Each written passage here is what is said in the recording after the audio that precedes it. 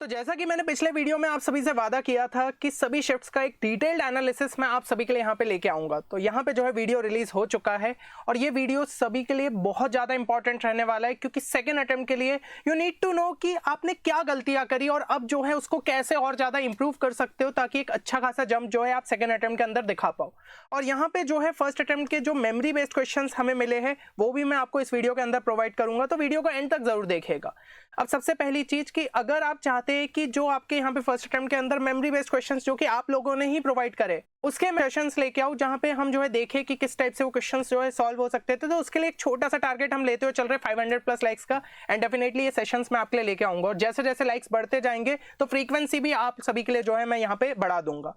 अब एक चीज जो कि आपको याद रखना है और यहाँ पे मतलब कि हर एक स्टूडेंट को फॉलो करना है वो ये है कि भाई ओवर थिंकिंग नहीं करना है।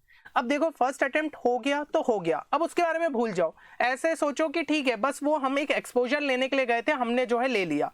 अब आपको जो है यहाँ पे स्मार्टली वर्क करना पड़ेगा। अब जो है अभी भी वही डिस्ट्रैक्शन में रहोगे कि इससे कर लूँ उससे कर लूँ, नहीं, एक प्रॉपर जो है माइंडसेट के साथ अपने हिसाब से एक स्ट्रेटजी बनाओ और उसको प्रॉपर तरीके से फॉलो करो। पिछले वीडियो में मैंने स्कोर वाइज आपको बताया है कि कैसे जो है आप चीजों को कर सकते हो। जिसने भी चेक नहीं किया जाके जरूर से देखना। कैटेगरी वाइज बताया है कि आपको कैसे इंप्लीमेंट करना है, जिनका 150 के नीचे है, जिनका 200 के ऊपर है, हर एक के लिए जो है मैंने वो चीजें बोली है, तो उसको जरूर से एंड तक देख लेना। और सेकेंड अटेम्प्ट एक चीज समझ लो, 35 डेज का टाइम है, तो भाई ये 35 डेज पूरी शिद्दत से जान लगा दो। आप आराम से जो है बिटसेट के अंदर एक अच्छे स्कोर तक पहुंच सकते हो। और अगर ये नहीं समझ में आ रहा है कि कहां से जो है प्रिपरेशन कर सकते हैं तो टेंशन मत लीजिए, क्योंकि हमने बिटसेट 2026 का बाउंस बैक बैच आप सभी के लिए लॉन्च किया है, जो कि सेकंड अटेम्प्ट के लिए बहुत रेलिवेंट साबित होगा। सबसे अच्छी बात है आप बहुत ईजिली इसे सेकंड अटेम्प्ट के पहले कंप्लीट कर सकते हो। इसके अंदर आपको सभी सब्जेक्ट्स के वीडियो लेक्चर्स मिल जाते हैं, DPPs with most relevant problems. हमारे स्टूडेंट्स ने हमें बताया कि भाई फर्स्ट अटेम्प्ट के अंदर कई सारे क्वेश्चन उन्हें डीपीपी से जो है सिमिलर या फिर कुछ कुछ तो आइडेंटिकल भी देखने को मिले। तो वही है कि हम जो है पिछले साल के अपने स्टूडेंट्स के फीडबैक के बेसिस पे ही जो है लगातार यहाँ पे क्वेश्चंस अपडेट करते, तो इस वजह से स्टूडेंट्स को भी जो है वो चीजें काफी रेलिवेंट लगती है।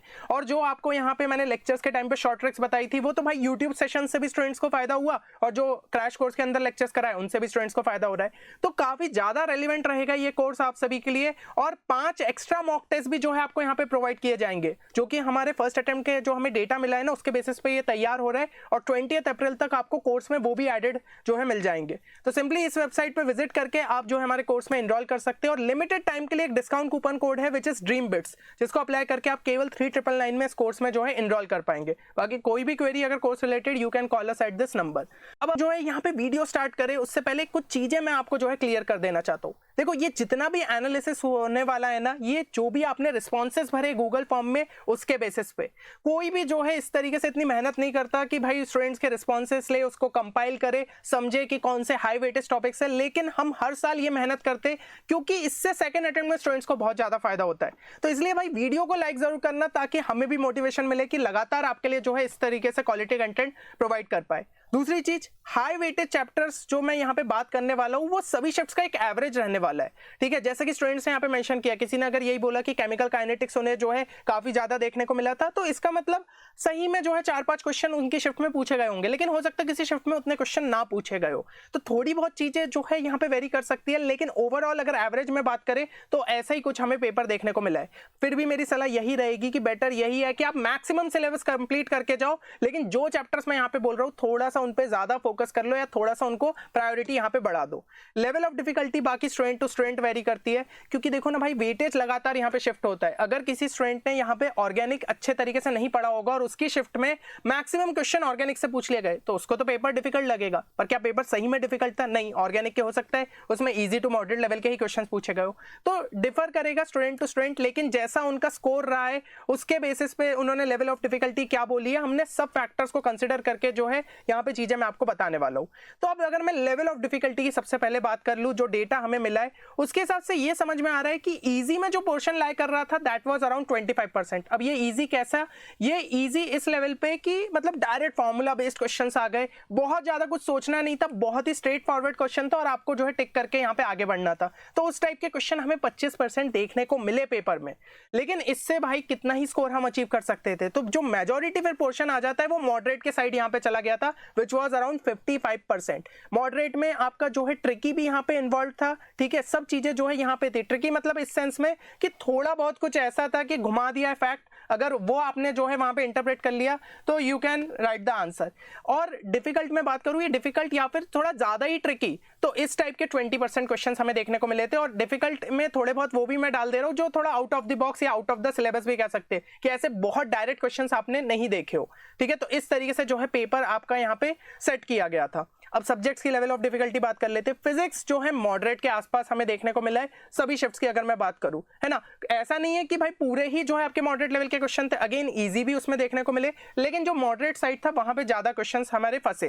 केमिस्ट्री थोड़ा सा डिफिकल्ट लगा स्टूडेंट्स को फिजिक्स के मुकाबले, ऐसा लग रहा था कि कुछ मतलब रैंडम क्वेश्चंस होते हैं ना जेईई मेंस में जो देखने को मिलते हैं। अब तो जेईई मेंस का भी केमिस्ट्री अच्छा हो गया है, ये तो आप भी मानते हो, है ना। लेकिन जैसे वो पहले का अगर अपन कहे कि जेईई मेंस में एकदम एनसीईआरटी बेस्ड रहता था, ये एनसीईआरटी बेस्ड तो है लेकिन स्टेटमेंट्स इधर उधर घुमा के पूछ ली गई, मैच द कॉलम में चीजें दे दी गई। अब बिट साइड में टाइम कम रहता है, स्टूडेंट्स को मैच द कॉलम दे दोगे तो भाई वो एक चीज थोड़ा सा घुमाने वाली हो जाती है ना। तो ऐसे कुछ क्वेश्चंस देखने को मिले। फिर मॉडरेट कुछ क्वेश्चंस थोड़े से अनयूजुअल थे, मतलब बायोलॉजी या फिर जनरल साइंस मिक्स टाइप के पूछ लिए गए, तो ऐसे क्वेश्चंस देखने को मिले। मैथ्स में मॉडरेट ही हम कहेंगे, मोस्टली डुएबल थे, लेकिन कुछ क्वेश्चंस आपके टाइम टेकिंग थे, तो वहां पे भाई थोड़ा सा स्मार्टनेस आपको यूज करनी थी, क्वेश्चंस और जल्दी कैसे अप्रोच करे या फिर इजी और मॉडरेट क्वेश्चन सबसे पहले अटेम्प्ट करने थे, इस तरीके से आपको वर्क करने की जरूरत थी।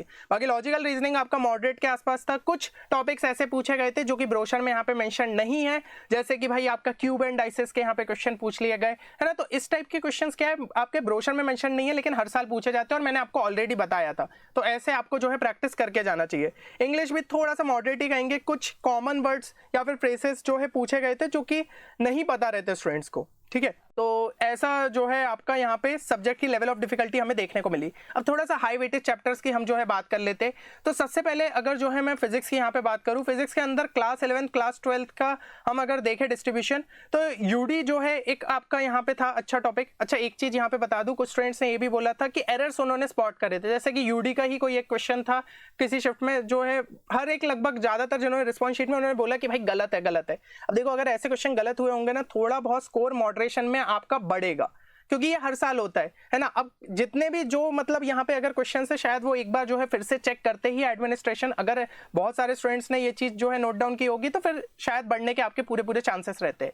इसके अलावा जैसे कि अगर मैं बात करूँ, ग्रेविटेशन हो गया, रोटेशनल मोशन हो गया, इनका अच्छा वेटेज, मतलब जो येलो वाले कर रहा हूँ वो तो ज्यादातर स्टूडेंट्स ने रिस्पॉन्स शीट के अंदर भरा था। फिर वर्क पावर एनर्जी, थर्मो, फिर आपका वेव्स, ये भी जो है आपके इंपॉर्टेंट थे। क्लास 12 में अगर बात करें, electrostatics, current, electricity, magnetic effect of current, EMI, modern physics, semiconductor, again ये भी आपके काफी इंपॉर्टेंट थे। अब ऐसा था कि कुछ कुछ रिस्पॉन्सेस ऐसे देखने को मिले थे, किसी ने लिख दिया ईएम वेव से 3 से 4 क्वेश्चन हमारी शिफ्ट में पूछ लिए गए थे।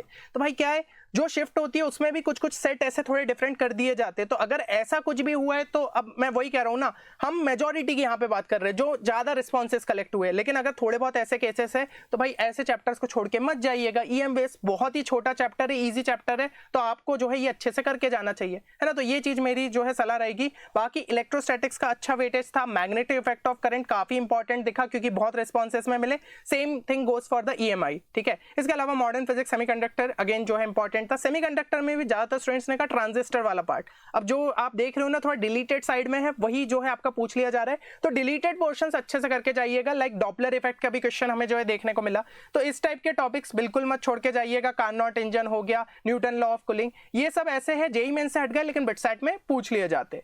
अब फिजिक्स के लिए कुछ बातों का यहाँ पे ध्यान रखिए। All the formulas must be memorised well. जैसे कि मैं कह रहा हूँ ना, वो 25% वाला पोर्शन छूटना नहीं चाहिए, और मॉडरेट में भी आप आधा मान लो, मतलब और 25%। तो इस टाइप के क्वेश्चंस अगर फॉर्मूलेस पे अच्छा कमांड है भाई, डायरेक्टली जो है 50% क्वेश्चंस आप अटेम्प्ट करने के लिए यहाँ पे पूरी तरीके से एलिजिबल रहते हो। कुछ क्वेश्चंस तो ऐसे कहिए कि डायरेक्ट वैल्यू सब्स्टिट्यूशन थी, है ना, बहुत ईजी पूछ लिए थे। प्रोजेक्टाइल के डायरेक्ट फॉर्मूला बेस्ड क्वेश्चन यहाँ पे देखने को मिले कि टाइम ऑफ लाइट, रेंज के बहुत डायरेक्ट क्वेश्चन लग रहे थे, तो भाई ऐसे नहीं छूटने चाहिए। Many of the questions were theoretical asked, भाई थ्योरेटिकल टाइप के भी हमें देखने को मिले, स्पेशली कौन चैप्टर से, आपके मॉडर्न फिजिक्स हो गया, वेव ऑप्टिक्स हो गया, सेमीकंडक्टर हो गया, यहाँ से हमें देखने को मिले। तो बेसिक कॉन्सेप्ट और उनके एप्लीकेशन तो वैसे भी भी आपको यहाँ पे पता होना चाहिए। ग्राफिकल क्वेश्चंस भी हमें कुछ चैप्टर्स देखने को मिले, लाइक काइनेमेटिक, थर्मोडायनेमिक में एरिया ऑफ पीवी ग्राफ, फिर इलेक्ट्रोस्टैटिक से पूछ लिया गया, ग्रेविटेशन से भी पूछा गया था। तो इस टाइप के क्वेश्चंस के लिए भी आप रेडी रहिएगा। इलेक्ट्रोमैग्नेटिज्म और मैकेनिक्स का मेजर वेटेज था ज्यादातर शिफ्ट्स के अंदर। मैकेनिक्स तो भाई बहुत स्टूडेंट्स ने बोला था, कुछ ने यही बोला था कि क्लास 11th हमें ज्यादा देखने को मिला। तो ऐसे में मैकेनिक्स को अच्छे से जो है करके जाइएगा। मैकेनिक्स उतना टफ नहीं पूछा जाता जो कि हम यहाँ पे फिजिक्स में अगर एडवांस की बात करें, भाई बिट सेट में काफी लेवल इजी रहता है। तो अच्छे तरीके से अगर प्रिपरेशन होगी, आपको बेसिक कॉन्सेप्ट्स भी पता होगा, तो ये क्वेश्चन आपके अटेम्प्ट हो सकते हैं। केमिस्ट्री में अब हाई वेटेज की बात कर लेते हैं। फिजिकल में इलेक्ट्रोकेमिस्ट्री, केमिकल काइनेटिक्स और रिडॉक्स, ये जो है ज्यादातर स्टूडेंट्स ने यहाँ पे नोट डाउन किया था। रिडॉक्स तो उतनों ने नहीं किया, लेकिन इलेक्ट्रोकेमिस्ट्री और केमिकल काइनेटिक्स काफी होने किया था। अब रिडॉक्स मैंने इसलिए डाल दिया क्योंकि थोड़े बहुत जिन्होंने भी करा था, भाई इजी चैप्टर है तो मत छोड़ के जाओ। इसके अलावा ऑर्गेनिक में जीओसी हो गया, एमाइंस हो गया, ये जो है ज्यादातर स्टूडेंट्स ने यहाँ पे बोला। और इनऑर्गेनिक में भी एस ब्लॉक जो है कह रहे थे स्टूडेंट्स की, पूछा गया था। और डिलीटेड में solid state, chemistry in everyday life, ये भी जो है काफी सारे स्टूडेंट्स ने यहाँ पे रिपोर्ट किया। तो इनको जो है आप भाई अच्छे से करके जाइएगा। बाकी और भी चैप्टर्स जैसे कि मैंने मेंशन किया, इक्विलिब्रियम अगेन इंपॉर्टेंट था ये चैप्टर भी, क्वेश्चंस देखने को मिले। गैसियस स्टेट हो गया, solutions, mole concept, then isomerism, biomolecules, है ना, name reactions, alcohol, phenol, ether में जो है डायरेक्ट पूछ ली गई। आपके कंडेंसेशन रिएक्शन, ये सब जो है हमें यहाँ पे देखने को मिले। तो आपका फोकस यहाँ पे क्या रहना चाहिए कि कोई चैप्टर को छोड़ के नहीं जाऊं, कम से कम उसके बेसिक कॉन्सेप्ट्स यहाँ पे पता रहने चाहिए। और एनसीईआरटी की रीडिंग बहुत इंपॉर्टेंट थी, क्योंकि बीच बीच से लाइन से जो है क्वेश्चन यहाँ पे पूछे, जो कि हमें लगता है ना छोड़ दो, ये फैक्चुअल टाइप का, ऐसे क्वेश्चन नहीं पूछे जाएंगे, वो भी हमें देखने को मिले। तो अच्छे तरीके से एक बार जो है रीडिंग दीजिएगा। इसके अलावा अगर हम मेजर लर्निंग्स ले, तो भाई ऑर्गेनिक केमिस्ट्री में आपका आइसोमेरिज्म इंपॉर्टेंट है, जीओसी मेजर वेटेज था ज्यादातर शिफ्ट्स में, जीओसी तो बहुत सारे स्टूडेंट्स ने बोला। फिर इसके अलावा name reaction, reagent test based question, ये फंक्शनल ग्रुप वाले जो टेस्ट के क्वेश्चन होते हैं वो भी देखने को मिले। इनऑर्गेनिक केमिस्ट्री में जैसे कि मैंने बताया ना, लाइन के बिटवीन से जो है हमें क्वेश्चन देखने को मिले, तो एक बार अच्छी रीडिंग आपको देनी पड़ेगी। बाकी सॉल्व एग्जांपल्स भी एक बार अच्छे से देख लीजिएगा, सिमिलर टाइप के देखने को मिले। फिजिकल केमिस्ट्री में सिंपल फार्मूला बेस्ड क्वेश्चंस हमें ज्यादा देखने को मिले थे, और कुछ थ्योरेटिकल क्वेश्चंस भी पूछे गए, जो कि अगेन एनसीईआरटी के इन टेक्स्ट लाइन से जो है पूछ लिए गए। कुछ क्वेश्चन सही में रैंडम थे कि भाई एनसीईआरटी में भी मेंशन नहीं, आप कह सकते हो आउट ऑफ द सिलेबस ही लगभग चीजें थी, पर क्या है पूछे जाते हैं, हर साल पूछे जाते हैं। तो ऐसे क्वेश्चन को छोड़ के जो अगर मैं मान लो चलो 5 भी मैक्सिमम पूछे गए होंगे, तो वो 25 बचे हुए उनको तो सही करके आओ। तो इस पे आपका मेजर फोकस यहाँ पे होना चाहिए। मैथ्स में अगर हाई वेटेज की बात करें, वेक्टर 3D हो गया, probability, statistics, differential equation, LPP और मैथमेटिकल रीजनिंग, ये सेट बहुत ज्यादा इंपॉर्टेंट है क्योंकि मेजॉरिटी रिस्पॉन्सेस में देखने को मिला। इसके अलावा मैट्राइसेस भी इंपॉर्टेंट है, कोऑर्डिनेट के भी कई क्वेश्चन जो है ज्यादातर शिफ्ट्स में पूछे गए, डेफिनेट इंटीग्रेशन और एलसीडी यानी कि लिमिट कंटिन्यूटी डिफरेंशियबिलिटी भी आपका इंपॉर्टेंट हो जाता है। अब कुछ अगर मेजर लर्निंग्स की यहाँ पे बात करें, तो सभी फॉर्मूलेस अगेन मैथ्स के भी यहाँ पे क्लियर रहने चाहिए। डायरेक्ट वैल्यू सब्स्टिट्यूशन वाले क्वेश्चन थे कुछ यहाँ पे। अनबैलेंस्ड पेपर्स हमें थोड़े से यहाँ पे मैथ्स के साइड में देखने को मिले। एलपीपी डिफरेंशियल इक्वेशन तो ज्यादातर में हाई वेटेज था, लेकिन किसी में जैसे कि कैलकुलस का एकदम से ज्यादा रखा, तो किसी में अलजेब्रा का ज्यादा कर दिया, तो ये चीजें तो होगी, पर ओवरऑल लेवल ऑफ डिफिकल्टी लगभग जो है हमें सेम देखने को मिली। तो बेटर यही है कि आप कोई भी पोर्शन यहाँ पे छोड़ के नहीं जाओ, और जहां पॉसिबल रहे स्मार्ट टेक्निक्स प्लीज यूज करिएगा। जो मैं यहाँ पे लेके आया था शॉर्ट ट्रिक वाले वीडियो, मेरे सबसे 6 वीडियो में लेके आया था आपके फर्स्ट अटेम्प्ट के पहले। अगर किसी स्टूडेंट ने अच्छे से देखा होता, और मैं कमेंट्स में देख रहा था भैया क्या इससे क्वेश्चन आएंगे, इससे क्वेश्चन तो नहीं आएंगे, लेकिन इस टाइप के अगर क्वेश्चन आए तो आप दिमाग लगा के वैसे क्वेश्चन सॉल्व कर सकते हो। और कुछ स्टूडेंट्स ने डायरेक्टली यहाँ पे जो है उन्हें अप्लाई किया। मेमोरी बेस्ड क्वेश्चंस भी जो डाल रहे थे, उन्होंने कहा कि भैया आपने वो ट्रिक बताई थी ना, उसको जो है मैंने अप्लाई किया था तो लग गया था। तो भाई ऐसा रहता है, अगर आपने चीजें सीख ली ना, तो फिर क्वेश्चन कैसे भी टाइप का पूछ लिया जाए, आप उस ट्रिक को अप्लाई करके उसको और जल्दी यहाँ पे सॉल्व कर सकते हो। तो थोड़ा सा प्रैक्टिस से ही वो चीजें आती है। टाइम मैनेजमेंट सही में बहुत ज्यादा इंपॉर्टेंट था मैथ्स में। अगर आपने जो है यहाँ पे 1 घंटे से लेकर ज्यादा से ज्यादा 1 घंटे 10 मिनट या फिर 1 घंटे 15 मिनट में कंप्लीट कर लिया, तब चीजें आपको आसान लगेगी। लेकिन उससे ज्यादा अगर टाइम जा रहा है तो फिर भाई सब मुश्किल लगने लगता है ना, क्योंकि वो पेपर का मेजॉरिटी टाइम फिर उसी में ही चला गया मतलब। ठीक है, तो ये चीज का खास ख्याल रखिएगा। लॉजिकल रीजनिंग में सीरीज का अच्छा खासा वेटेज था, एनालॉजी का जो है हमें वेटेज देखने को मिला।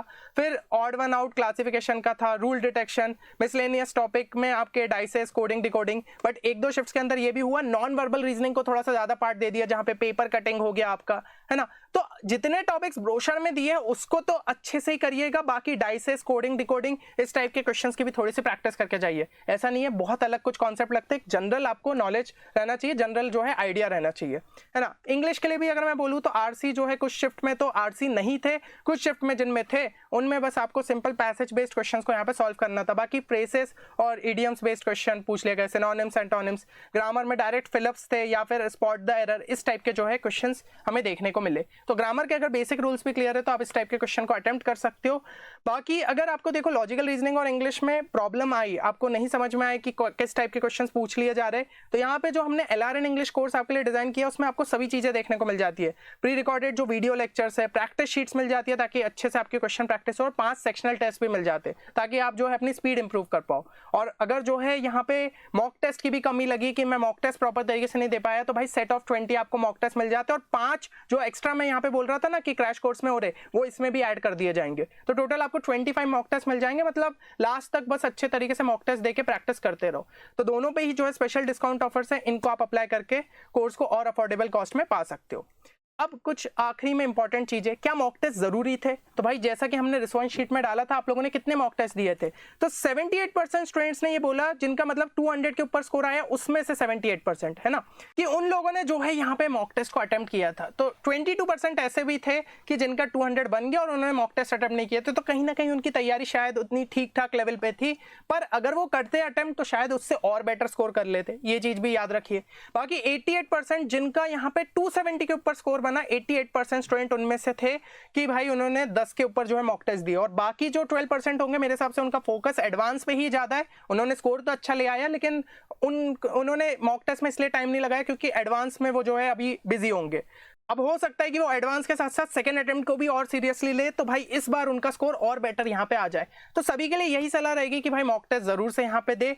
एंड देखिए, बोनस को लेकर अगर आपको जो है ऐसा लग रहा है कि क्या बोनस अटेम्प्ट करना मेरे लिए बेनिफिशियल रहेगा, भाई कुछ रिस्पॉन्सेस में ऐसे भी देख रहा था कि स्टूडेंट के जो है यहाँ पे 52, 53 स्कोर बनाए और उसने बोला कि मैं बोनस अटेम्प्ट करके आया था। भाई कितनी नेगेटिव मार्किंग हुई होगी तब जाके इतने स्कोर तक पहुंच रहे हो? तो यार ऐसी चीजें क्यों कर रहे हो भाई? आप बोनस को ही वो थोड़ी है कि एकदम से स्कोर बढ़ जाएगा, पहले कम से कम एक डिसेंट स्कोर तक तो पहुंचो कि 200 क्रॉस कर रहे हैं, 250 क्रॉस कर रहे हैं, उसके बाद बोनस के लिए जाना है। ऐसे थोड़ी कि सब लगा दिया अपन ने, अटेम्प्ट करके आ गए, चलो भाई बोनस सेट खोलूंगा। बोनस सेट खोल के होगा क्या जब उतने स्कोर तक ही नहीं पहुंच पा रहे? तो 26% of the students who scored above 270 have attempted bonus question. ठीक है, जिनका 270 के ऊपर स्कोर रहा उनमें से जो 26% स्टूडेंट्स थे उन्होंने ही बोनस अटेम्प्ट किया। तो 74% ऐसे भी थे जिन्होंने बिना बोनस के इतना स्कोर निकाला है। तो हर कोई बोनस के लिए नहीं जाता, ये चीज याद रखना। और बाकी कुछ स्टूडेंट्स ने जैसा कि मैंने बताया भाई बोनस क्वेश्चन अटेम्प्ट किए लेकिन 220 भी क्रॉस नहीं हो पाया। तो ऐसे गलती मत करना, ये ग्रीड होती है और इस चक्कर में आप फालतू में अपने नंबर गवा देते हो। बाकी यहाँ पे जितने भी फर्स्ट अटेम्प्ट के हमें मेमोरी बेस्ड क्वेश्चन मिले, जैसा भाई स्टूडेंट्स ने अपनी लैंग्वेज में दिया था उस हिसाब से मैंने डाल दिया। लेकिन अब मैं जो आगे आपके लिए सेशंस लेके आऊंगा, मैं और क्वेश्चंस को अच्छे तरीके से फ्रेम कर दूंगा। अगर वैल्यूज नहीं होगी तो वैल्यूज मैं अपने हिसाब से आपके लिए डाल दूंगा ताकि वो प्रॉपर बिटसेट लेवल का ही क्वेश्चन आपके लिए बन जाए, और वो सेशंस लेके आऊंगा। तो इस वीडियो को लाइक जरूर करना। बाकी ये जो कंप्लीट पीडीएफ है ये आपको टेलीग्राम चैनल पे मिल जाएगी, तो आपको कम से कम थोड़ा आइडिया इससे लग जाएगा। तो टेलीग्राम चैनल की लिंक डिस्क्रिप्शन में, वहां से जाके पहले टेलीग्राम चैनल को ज्वाइन कर लो और इसको डाउनलोड कर लेना, क्योंकि टेलीग्राम चैनल पे और भी जैसे जैसे अभी रिस्पॉन्सेस आते ही जा रहे, जो जो मिलते जाएंगे आपके लिए चीजें अपलोड होते जाएगी। तो एक चीज जो है जरूर से यहाँ पे कमेंट सेक्शन के अंदर करिए, अपना टारगेट स्कोर मेंशन कर दीजिए बिटसेट सेकंड अटेम्प्ट के लिए, और पूरे अपने एफर्ट्स डालिए कि भाई वो स्कोर किसी भी हालत में आपको पहुंचना है। चलो मिलते हैं नेक्स्ट वीडियो में, तब तक के लिए take care and good bye.